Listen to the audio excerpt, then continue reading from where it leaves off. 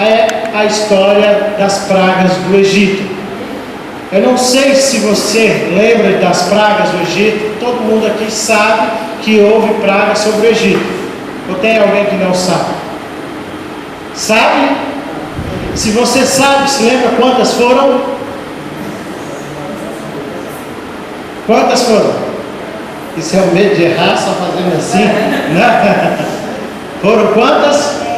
10 pragas. Tem certeza disso? Não tem? Tem? 10 pragas, gente.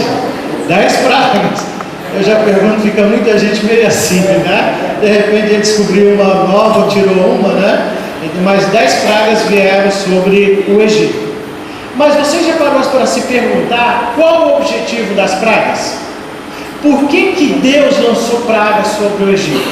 Já se fez essa pergunta? Sabe responder? Por que Deus lançou pragas sobre o Egito? Pela desobediência. Não. Cada praga representava um dos deuses. Opa! Um dos objetivos era, de certa forma, humilhar os deuses dos egípcios. Porque cada praga que foi lançada era justamente um deus que era adorado, por incrível que pareça. Piolho, rã, tudo que tinha ali de marmota eles adoravam.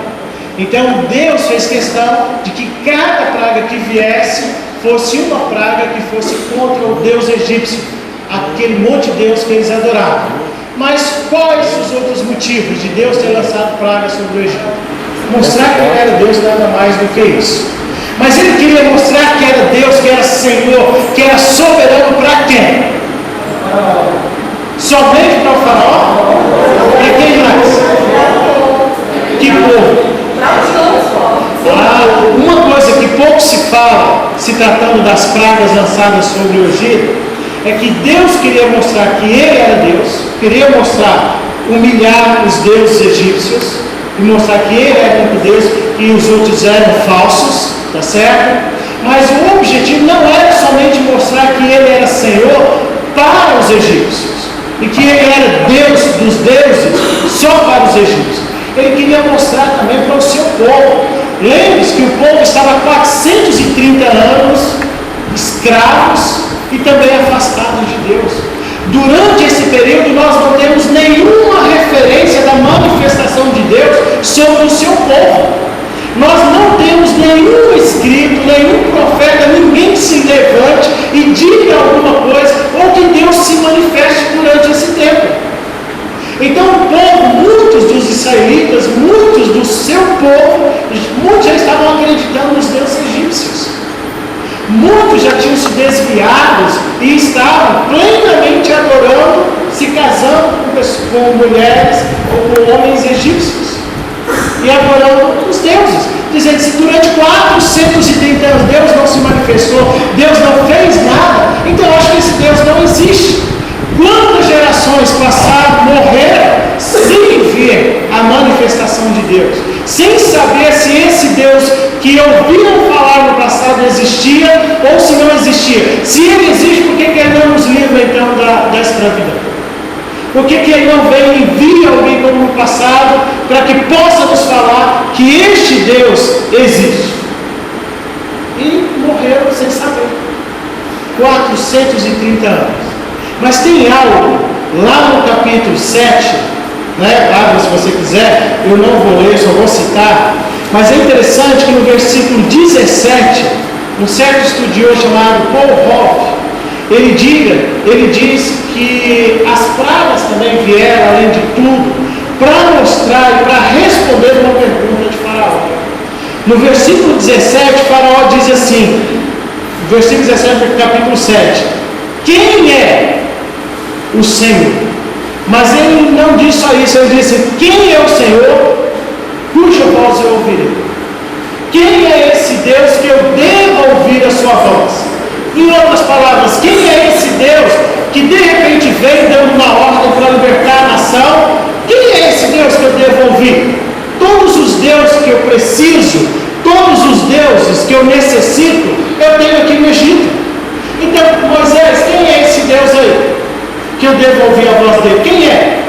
Aí Deus diz, pois agora, seu cara, eu vou te mostrar quem é esse Deus. Eu vou mostrar para você quem é o Deus dos deuses, quem é o Senhor dos senhores. Um dos objetivos que muita gente não entende, Deus ter endurecido o coração do faraó, foi justamente por isso.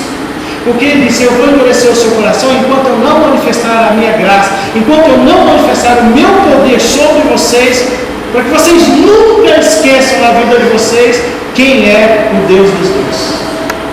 Então, para responder o que você está perguntando, ou o que você está dizendo aí, quem é esse Deus que devo dar voz a ele, ou ouvir esse Deus, eu vou mostrar para você outro objetivo das pragas ter sido lançado sobre o Egito. Diante disso, então, nós sabemos que foram 10 pragas. Eu não vou pedir para que nós possamos lembrar das 10. Mas lembra-se das 3 primeiras pragas lançadas sobre o Egito? A primeira foi qual? Sangue. As águas se transformaram em sangue. E a segunda? Piolho. E a terceira? Aliás, na verdade, a segunda, a piolho foi a terceira. A segunda foi qual? Rã. Então, nós temos as águas transformadas em sangue, segunda, a praga das rãs, e em terceira, dos piolhos. Aí eu me pergunto, esta praga, essas 3 primeiras pragas, foi lançada para quem? Para todos. Às vezes o filme não mostra isso. Mas tanto os egípcios quanto os hebreus sofreram essas 3 primeiras pragas. E a gente acha que vê os hebreus bonitinhos lá, sem sofrer praga nenhuma. Mas eles sofreram com água, porque todas as águas do Egito, o texto diz, você pode conferir lá em Êxodo capítulo 8 e no capítulo 9, pode ler esses 2 capítulos, que você vai observar que os 2 capítulos falam que quando foi transformada a água em sangue, toda a terra do Egito, toda a água do Egito estava contaminada, todas as águas de rio, de poços, estavam contaminadas com sangue. É tanto que para beber tiveram que furar novos poços, porque a água existente tinha sido contaminada, tanto para os egípcios quanto para os hebreus. Também diz o texto que quando veio a praga das rãs e elas morreram, foi um fedor enorme, tanto para os hebreus quanto para os egípcios.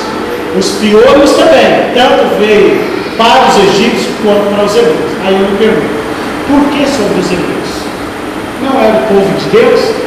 Porque Deus também queria mostrar para o seu povo que Ele era Deus. Porque a própria nação, como eu já disse, estava afastada do Senhor. O próprio povo de Deus não estava andando o seu caminho. E Ele diz: eu vou mostrar para o meu povo que aqui é Deus. Somente a partir da 4ª praga é que é dito bem claramente que agora seria somente para os egípcios. Então, a partir da 4ª praga, as outras 7 pragas foi direcionada somente ao povo egípcio. Mas as 3 primeiras pragas foi para todo mundo. Então, sempre que você olhar para algum filme, algum documentário, lembre-se disso. Diante desse pano de fundo, vamos então entrar para aquilo que nós queremos destacar nesta noite. Diante dessa situação das pragas, de tudo, Deus tinha um objetivo, que era libertar o seu povo. E uma das ideias, daquilo de algo que Deus queria para o seu povo, era libertar o povo para ir para o deserto e prestar culto a Ele, que pudessem sacrificar a esse Deus, reconhecendo a sua grandeza, reconhecendo o seu poder. Então Deus disse: eu quero que o meu povo saia, vá em direção à terra que eu vou mostrar, mas eu quero que esse povo sacrifique e mostre e que possa reconhecer que eu sou o Deus Todo-Poderoso. Diante disso, então, nós temos retratado aqui algumas situações. E é interessante que em 1993 foi lançado um filme que eu acho que uma boa parte das pessoas assistiram, chamado Proposta Indecente. Quantos assistiram? Então, eu me enganei. Então, pouca gente assistiu.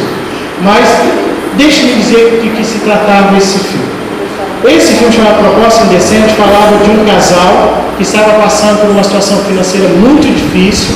E então eles resolvem ir para Las Vegas. E ali em Las Vegas eles tinham a intenção de ganhar algum dinheiro para sair dessa crise. Chegando ali, eles conhecem um milionário. E este milionário então faz uma proposta a esposa daquele rapaz, dizendo que se passasse uma noite com a esposa dele, daria R$1 milhão.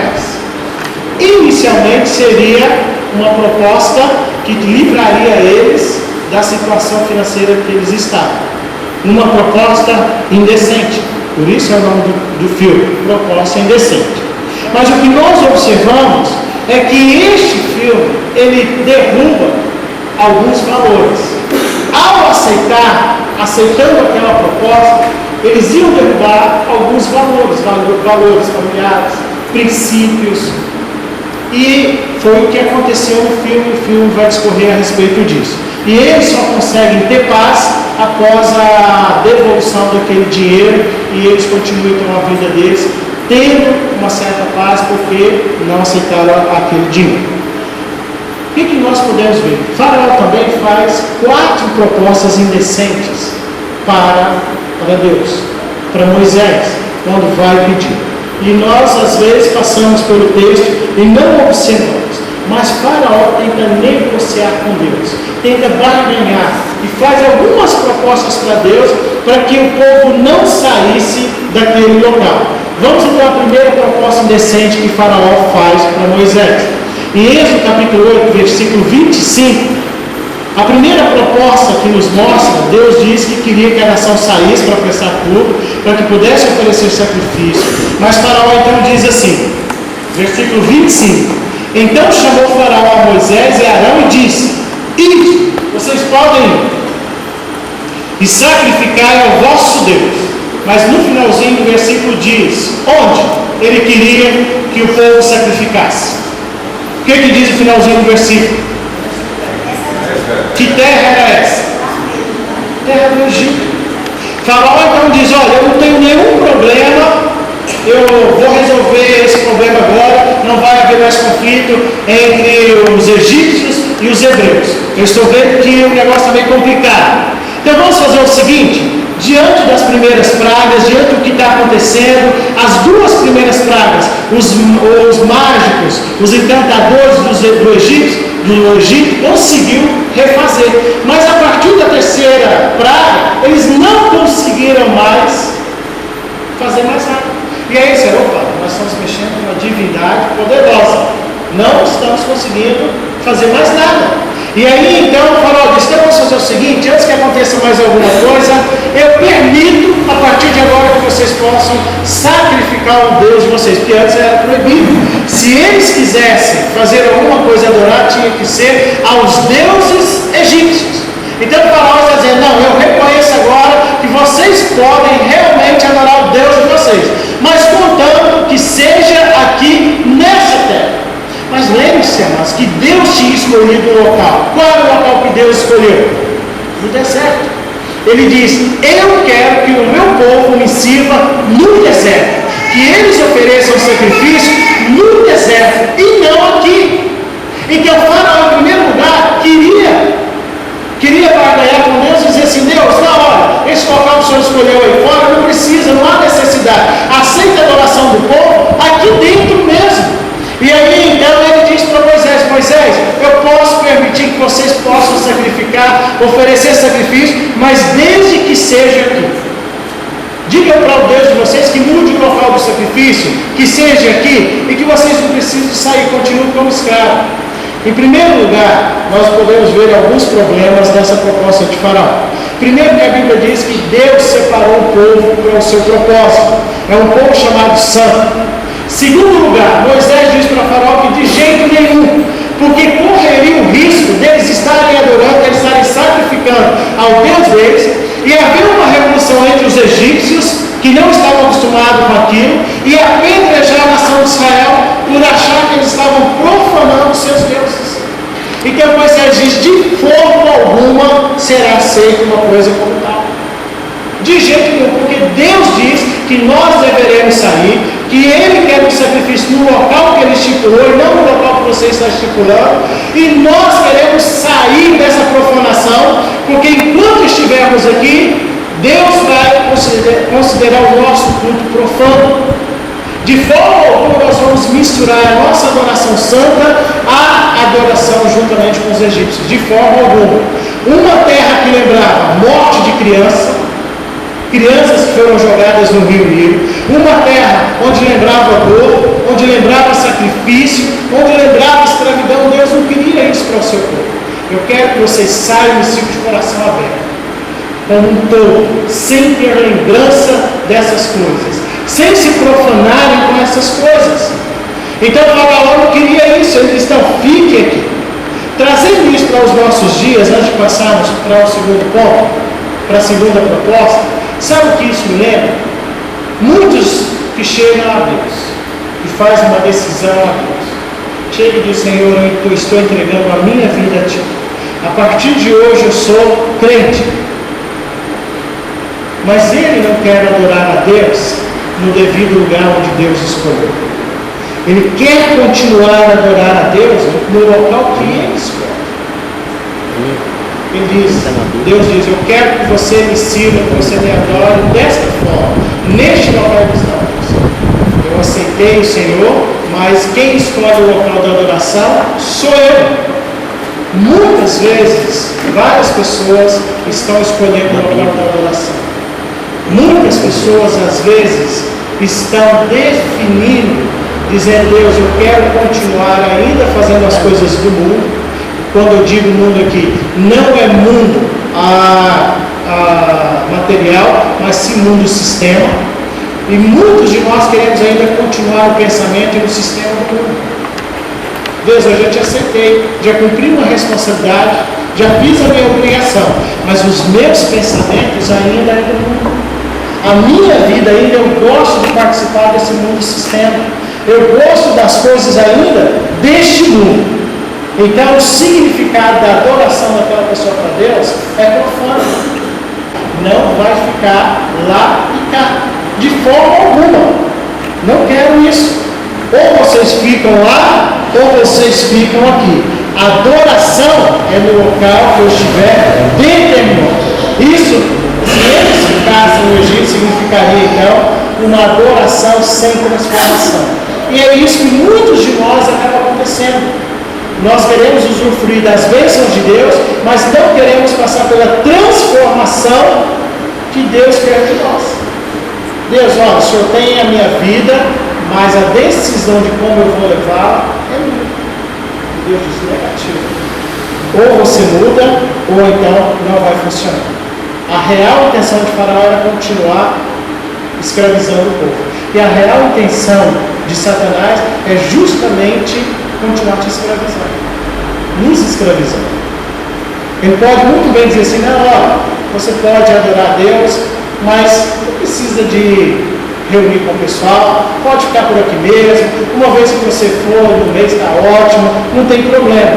Lembrando que a Bíblia, sempre ao tratar do Egito, fala que o Egito é como se fossem as coisas do mundo. E sempre que a Bíblia fala de Faraó, ela fala de Faraó como uma atitude satânica, de Satanás. Então Faraó representa na Bíblia Satanás, e o Egito as coisas do mundo. Então o povo, ele diz: eu quero que o povo saia e me adore num local específico. No capítulo 8, versículo 28 de Êxodo, Faraó faz a segunda proposta indecente para aquele povo, para Moisés. E ele diz assim no versículo 28: então disse Faraó: deixai-vos ir, para que sacrifiqueis ao Senhor vosso Deus, no local que Deus determinou, no deserto, sem nenhum problema. Eu vou deixar vocês ir. Mas eu digo uma coisa: que indo não vai o quê? Muito longe. Moisés tinha dito para Faraó que ele iria a caminho de 3 dias. No início, Moisés até achou que a ideia de não ir muito longe era a ideia justamente do percorrer os 3 dias. E Moisés sai dali tranquilo. É tanto que Faraó ainda diz o seguinte: orai também por mim. Olha, assistindo aquela votação que teve esses dias, eu nunca vi um cinismo tão grande reinando ali. Um cinismo enorme. E eu olho para Faraó aqui e digo assim: que cabo cínico. Depois de tudo que ele faz, ele ainda tem coragem de fazer uma segunda proposta dessa, ele não vai longe, porque a real intenção dele era de continuar escravizando. Ainda tem a coragem de dizer assim: Moisés, vai lá dentro seu Deus e ore por mim também. Lembre de mim. É como se a gente olhasse para aquele povo que estava votando, como aquela mulher que diz: pelo meu marido que é justo, eu voto sim, e no outro dia foi preso. Claro que ela sabia que o camarada era justo. Da mesma forma, o Faraó sabia. O coração dele, a real intenção do seu coração aqui, não era de libertar. Mas ele ainda diz assim: ore por mim. Mas voltando, ele diz: não fala hoje não. De forma alguma, não distancie muito daqui não. Adorem a Deus, mas vá até próximo. Por quê? Porque ele poderia, se o povo andasse pouco, ele conseguiria com o seu exército ir atrás desse povo. E Moisés dá crédito a Faraó, ora a Deus para que cesse a praga, e aí ele ora ao Senhor, Moisés ora ao Senhor, roga ao Senhor, conforme a palavra de Moisés, foi cessada então a praga das moscas. E ali então, após suspender aquela praga, diz lá no versículo 32 do capítulo 8, que Faraó se arrependeu e não deixou o povo ir. Diz: não vou deixar. Segundo um pastor chamado Antônio Gilberto, o propósito de Faraó era vigiar e controlar os passos de Israel em todo momento. Por isso ele diz: não vá muito longe. Mas é interessante que nós podemos observar, segundo um escritor chamado Ricardo Godin, ele diz o seguinte: que essa ideia de Faraó é a mesma ideia que Satanás apresenta para a gente hoje. Satanás diz assim: olha, você pode aceitar Jesus, você pode até adorar em determinado local, mas não se envolva muito não seja aquele fanático, porque tem muita gente aí que é fanático, né? Não seja fanático, não se envolva. Até às vezes os familiares dizem: ô meu filho, você pode até adorar a Deus, ser crente, ir para a igreja, mas não se envolva, porque senão você vai ficar doido, você vai ficar bitolado. E tem muita gente que chega até o Senhor, até a obra de Deus hoje, diz: Deus, eu estou aqui para te adorar, mas não quer se envolver. Tem medo de se envolver. E segundo o Ricardo Godin, ele diz que essas pessoas são chamadas de crentes fronteiriços. O que é o crente fronteiriço? Ele nem está na obra de Deus e nem está no mundo sistema. Ele está tanto na igreja, quanto ele está fora. Ele está nos dois locais ao mesmo tempo. Ele diz: eu não me envolvo tanto com este mundo sistema, mas eu também não vou me envolver tanto com as coisas de Deus. Eu sou um crente fronteiriço. Não quero me envolver em hipótese alguma com a igreja, não quero me envolver com as coisas de Deus por completo, porque posso perder muitos amigos. Também não vou me envolver completamente nas coisas de fora, porque as pessoas da igreja vão achar que eu estou desviado. É o crente que está meio lá e meio nada. Nunca podemos vencer esse espírito, segundo o Ricardo Godin. O homem nunca vai conseguir vencer esse espírito de cobiça se ele for um crente fronteiriço.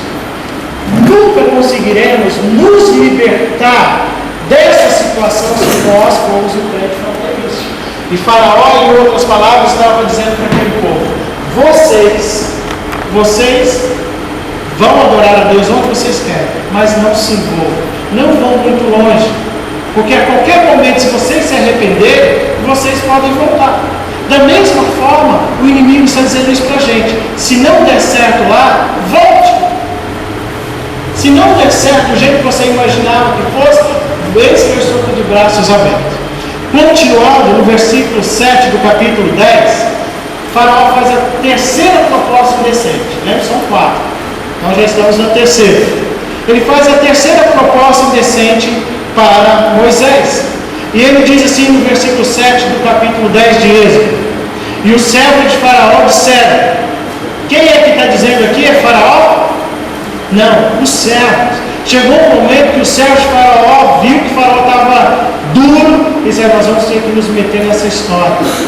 Vamos ter que dizer para Faraó que nós estamos mexendo com uma divindade totalmente diferente, totalmente sobrenatural, e que não teremos condições de vencer. E nesse momento aqui havia a praga das úlceras. E os próprios encantadores, os próprios mágicos estavam repletos de úlceras, não conseguiam se libertar das próprias úlceras. E aí então eles estão dizendo: olha, Faraó, deixa esse povo ir, porque se esse povo não for, eis que é grande laço para a gente. Então eles vão dizer: até quando se nos dá a ser por laço? Deixa ir os homens para que sirvam ao Senhor seu Deus.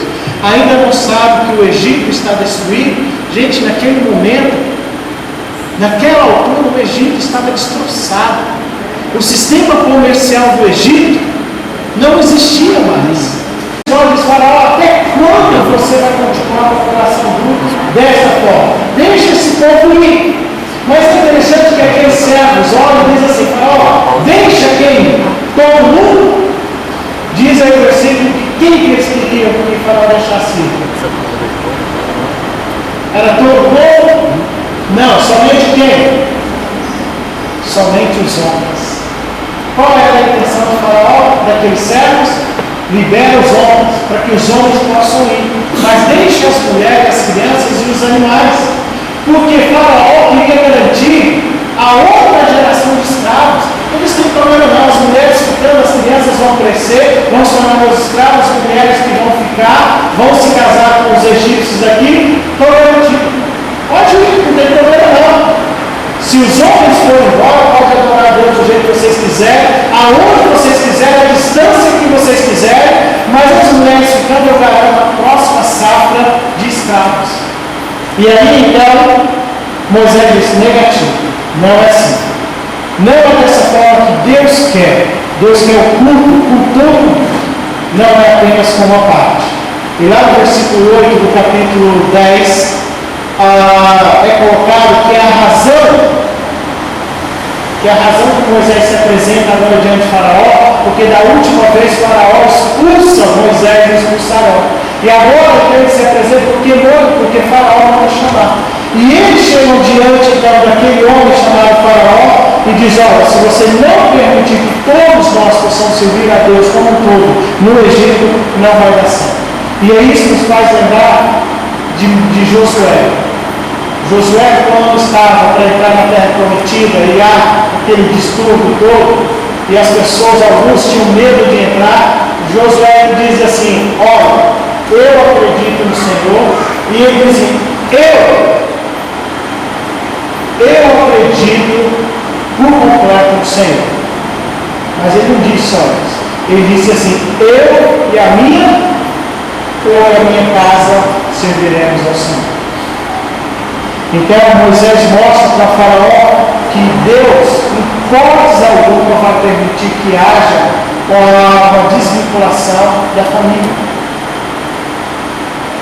Porque Deus quer que toda a família possa servir ao Senhor. E eu acho interessante a maneira que Josué coloca, porque ele diz: eu e a minha casa serviremos ao Senhor. Não é só eu não, eu e a minha casa. Isso me lembra o seguinte: quantos de nós, quando entregamos a nossa vida ao Senhor, ao nosso Deus, quantos de nós paramos para pensar assim: eu e minha casa? Não vai ser só eu não, eu e a minha casa. Às vezes nós chegamos à igreja, eu sei que existe um momento que os filhos crescem e que os pais não têm mais domínio sobre os filhos. Mas enquanto nós temos domínio, eu vejo que muitos pais falham, porque ele não coloca isso no coração: eu e a minha casa. Ele sai, o filho fica em casa assistindo televisão. Ele sai, a mulher fica em casa. Ele não coloca o propósito assim: é eu e a minha família, eu e a minha casa, nós vamos servir ao Senhor. Ele não se dedica a mostrar Deus para a sua família. Ele não mostra que a sua família está diante de Deus e que o desejo dele é que a família como um todo possa servir. Quantos de nós podemos afirmar hoje 100% com grande preocupação assim: eu quero que o meu filho, que a minha filha siga os caminhos do Senhor? Às vezes olhamos para os filhos e eles fazem o que querem e nem falam de Deus. Hoje eu não vou fazer isso, não está. Por que fulano veio? Porque eu não quis. Gente, coloca no coração o desejo assim: eu e a minha casa serviremos o Senhor. Um dos grandes objetivos de Satanás é destruir os lares. Um dos grandes objetivos de Satanás é justamente causar intriga no seio familiar. Não é somente numa pessoa. Mas quando ele atinge a família como um todo, olha, não tem equilíbrio mais. Não tem. E a primeira coisa quando Satanás atinge uma família, a primeira coisa que aquela família faz é abandonar os caminhos do Senhor. E não é só uma, às vezes são todos. Um dos grandes objetivos do inimigo é destruir a união familiar. E neste momento aqui, Satanás estava justamente fazendo esse papel na pessoa de Faraó, tentando destruir a família. E ele diz: olha, ir servir ao Senhor, mas fique a família, fique as mulheres, fique as crianças, lá são todos os homens. Então, quando Josué diz: eu e a minha casa serviremos ao Senhor, então vamos tomar isso como exemplo e dizer assim: não é só eu e a minha casa. Quantos têm marido descrente? Quantas vezes você coloca o seu marido nas suas orações? Quantos homens têm mulher descrente que às vezes nem ora pela sua esposa? Quantos têm filhos afastados? O que nós estamos fazendo? Temos a disposição de dizer assim: eu vou passar na sua casa para te pegar. Eu vou lá na sua casa para te pegar. Às vezes nós só dizemos: está assim, mas não fazemos. Nós precisamos colocar no nosso coração o desejo de dizer: eu quero toda a minha família sirva ao Senhor. Toda a minha família. E em quarto lugar, em Êxodo 10, capítulo 24, fala quatro propostas decentes. Ele diz: olha, vocês podem me adorar. Versículo 24 diz assim: ir servir ao Senhor, somente fique quem? Dessa vez ele diz: fique quem? O que diz aí o versículo? Pode dizer alto, o que diz? Qual a intenção de Faraó que ficasse agora o rebanho, o gado? Qual era a intenção dele? A intenção dele era justamente dizer o seguinte: ó, vocês podem ir, mas se a nação de Israel não levasse o rebanho, não levasse o gado, eles não iriam muito longe. Eles iriam se alimentar de quê? Iriam comer o quê? Então o Faraó sabia que em determinado ponto da caminhada, o povo iria começar a sentir fome, iria olhar para Moisés e dizer: nós queremos comida. E aí iria dizer: nós vamos voltar para o Egito, porque lá no Egito, no mínimo, nós tínhamos comida. É tanto que durante a caminhada, quando houve determinados momentos, a própria nação se lembrou do Egito e disse assim: ah, como era bom as cebolas do Egito, como era bom as coisas lá do Egito. E mesmo Deus dando comida àquele povo. Então o Faraó sabia que eles não iriam muito longe. E é interessante que a reação de Moisés no versículo 26, ele diz o seguinte: nenhuma coisa ficará, nenhuma. Todo mundo vai, e só vai nessas condições. Só vai os homens e junto com as mulheres. E as mulheres, os homens e as crianças só vão se também forem com os seus bens, com as suas vacas, com as suas ovelhas. Ninguém sairá daqui se não tiver o que for necessário. Só que é interessante que lendo o restante do capítulo, você vai observar que Moisés aumenta também o nível de exigência. Diz: além disso, nós queremos ouro, nós queremos prata, nós queremos muito mais coisas daquilo que vocês estão nos oferecendo.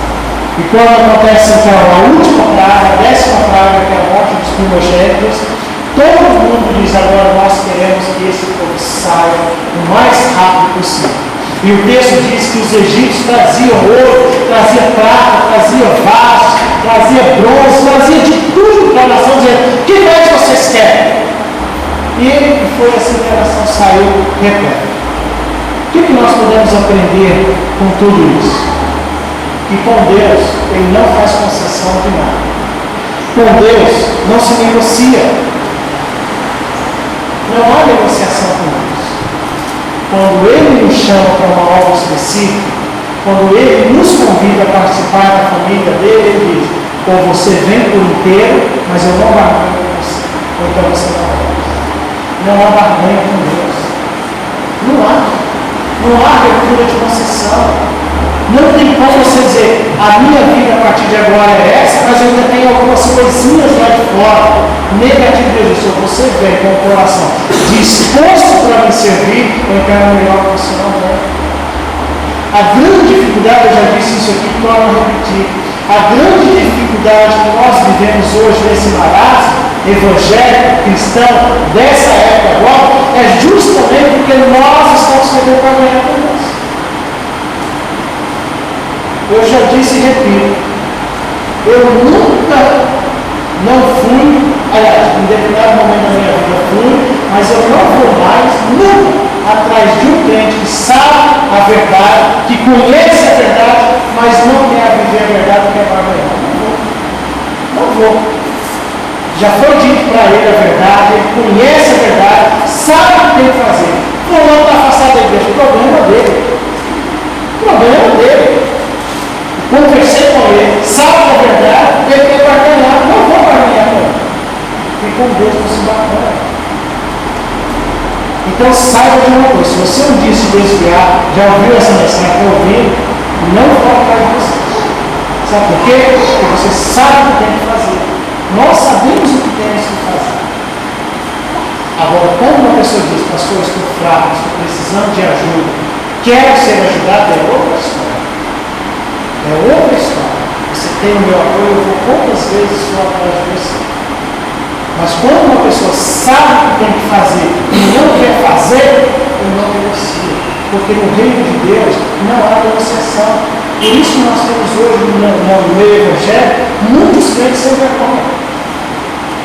Gente que está acostumada a passar a mão na cabeça, onde ele não ouve com sinceridade, ou não responde o seu coração com sinceridade, quer dizer, este é um Deus que quer o meu todo. Este é um Deus que tem que servir como um todo, onde os valores mundanos ficam lá fora e não nesse reino de Deus. O reino de Deus é totalmente diferente. Se nós não abrimos o nosso coração para dizer assim, é um todo, é abandonar o que está lá fora como um todo, esse mundo sistema, não vai valer a pena. Somente quando Deus liberta a nação Israel dessa voz, agora eu mostrei para aquela nação quem eu sou, porque eu sou Deus, o Deus dos deuses. Agora eu mostrei para a nação Israel quem é esse Deus, porque agora eles vão acreditar nesse Deus que vai guiá-los pelo deserto. Quando nós confiamos em Deus e quando nós aprendemos a saber quem é esse Deus da Bíblia e que ele não é Deus de barganha, e durante a caminhada no deserto dos 40 anos, em nenhum momento Deus não veio para a nação Israel. Deus precisou de 40 anos e disse: durante 40 anos esse povo vai caminhar até morrer, mas essa geração de Israel não ficará lá para prometida. Somente Caleb e Josué entrou. Não se barganha. Com Deus não há concessão em nós alguma. Se nós não entendermos isso, é que Paulo diz, por isso que há entre vós muitos fracos e doentes, e não são muitos os que dormem. Enquanto não entendermos que se eu tomei uma decisão de seguir a Deus, ela tem que ser verdadeira. Porque se ela não for verdadeira, Deus vai pesar a mão. E quando Deus pesa a mão sobre a vida de alguém, não tem mentira. Só Ele. Então, ou nós tomamos uma decisão de dizer assim, eu vou sair do Egito, vou sair do completo, vou reconhecer a soberania desse Deus, que é Deus dos deuses, que Ele é um Deus completo, preenche toda a minha vida, ou então eu não vou fazer. E Apocalipse diz, porque tu não és nem frio e nem quente, vou estar cheio da minha boca. Ou eu sou, ou eu não sou. Não existe meio. Ou eu sou crente, aquele que adora a Deus, que está pronto a servir a Deus, ou ele não sou. Mas crente mesmo, não existe isso na vida. Não existe. Nós precisamos de melhorar essa reputação evangélica. Hoje eu estou falando isso, eu falo em termo geral. Nós estamos vivendo uma situação de marasmo espiritual enorme, onde o povo de Deus não está pensando em próprio Deus. E aí você pode perguntar para você mesmo, como é que está a minha vida? O meu coração pertence totalmente a Deus? A minha vida é totalmente de Deus? Ela é dedicada a Deus ou ela não? Porque Satanás, a cada dia, ele faz proposta de você. Todos os dias ele vem com uma proposta. E às vezes ele está revelando muitos de nós. E nós estamos cedendo a essas propostas. Não vá muito longe, adora aqui. Não vá muito longe. Você pode adorar. Mas com algumas coisinhas, quando você quiser, você volta, e a gente está caindo nessas coisas. Meus irmãos, cuidado com as propostas que me vêm dia a dia. E isso pode ser usado até mesmo nos momentos de mais necessidade que nós temos. Não é o fato de passar por uma situação financeira difícil que vai que Satanás vai nos enganar com propostas iniciantes. Pense nisso. Não é porque alguém está fazendo alguma coisa com você ou porque você está doente que você vai se sujeitar a determinadas propostas. Cuidado com isso. O meu Deus é maior do que qualquer coisa. Nós não cantamos que Deus é maior do que os nossos problemas? Não. Se Ele é maior, então, e Ele vai mostrar que é maior da nossa vida, então não vamos aceitar qualquer proposta, não. Nós vamos aceitar aquilo que está na palavra de Deus. Então, cuidado. Não aceite qualquer proposta. Dedique a sua vida e diga: a minha vida é do Senhor. Nós sabemos a direção. É a nossa Canaã celestial. Estamos caminhando em direção à nossa Canaã celestial. A nossa adoração nesse deserto aqui tem que ser da maneira que Deus quer. O nosso sacrificar, os nossos sacrifícios tem que ser da maneira que Deus quer. Se não for assim, muitos vão se surpreender quando chegar no céu e Deus vai olhar e vai dizer assim: ó, estou meu pé. E nós vamos dizer: ele é crente. Nunca foi. Então não vamos cair de forma alguma em algum erro de aceitar algumas propostas ou até mesmo de acharmos que estamos vivendo a vida de Deus e não está vivendo. Vamos ficar de pé. Deixa eu chamar o pessoal do louvor. Vou voltar aqui para frente. Enquanto eles estão chegando, deixa eu dizer uma última coisa. Não podemos estabelecer nenhum compromisso com esse mundo ou com o seu príncipe aqui. Fazer negócios com o mundo não vai dar certo, não vai funcionar na hipótese alguma. Devemos obedecer a Deus, porque a minha vida é separada para Deus completamente. A minha vida cristã, ela pertence a Deus. E nós devemos mostrar tal testemunho de tal forma que todo mundo que chegar, que vê, possa olhar e dizer: essa igreja tem compromisso. E é essa igreja que eu vou ficar. Se assim não for, não vai funcionar. Os outros que chegaram vão chegar com o mesmo descompromisso que nós já estamos. Então nós precisamos de olhar e dizer assim: Deus, eu não quero mostrar somente aos outros que não está, não. Eu quero ter uma vida de verdadeiros discípulos. Eu quero ser um discípulo de viver a vida cristã como tudo. E alguns domingos eu venho dizendo aqui na frente, dizendo que o domingo é o resultado daquilo que nós vivemos durante a semana. E aquilo que nós fazemos aqui não é para alegrar o grupo de louvor, nem para alegrar de forma alguma. Mas a palavra de Deus, ela exige de nós uma postura. Ela exige de mim, exige de você uma postura cristã. Uma postura evangélica. Da mesma forma, nós temos que nos apresentar diante de Deus com uma postura. Você já viu algum soldado no posto, do jeito que ele quer? Chega lá no quartel e vê se algum soldado te atende assim. Você não vai encontrar. Ele tem uma postura. Da mesma forma, nós temos uma postura espiritual diante de Deus. Então, que a nossa postura espiritual ela possa ser mais forte que qualquer coisa da nossa vida. Qualquer coisa. E hoje, eu quero também elogiar, não somente puxar o meio, mas elogiar. Hoje, nós tivemos uma postura diante de Deus. Do início até antes da mensagem, as músicas que nós cantamos com postura diante de Deus. Apresentamos o nosso louvor, onde Deus ouviu a nossa voz nesse momento. E isso é bom. Não é para alegrar alguém, mas é para alegrar a Deus. Posturas e Deus, eu estou aqui para te adorar, eu estou aqui para te louvar.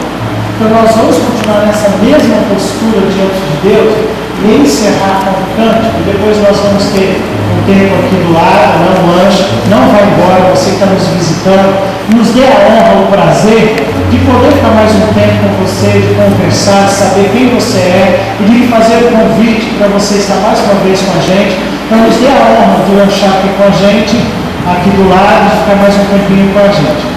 Mas que nós possamos cantar com a mesma postura de adoração. Que Deus nos abençoe, que o nome de Deus seja louvado a cada momento. Vamos orar e eu passo a palavra para o amado Deus. Graças te damos por tudo que o Senhor tem feito. Somos gratos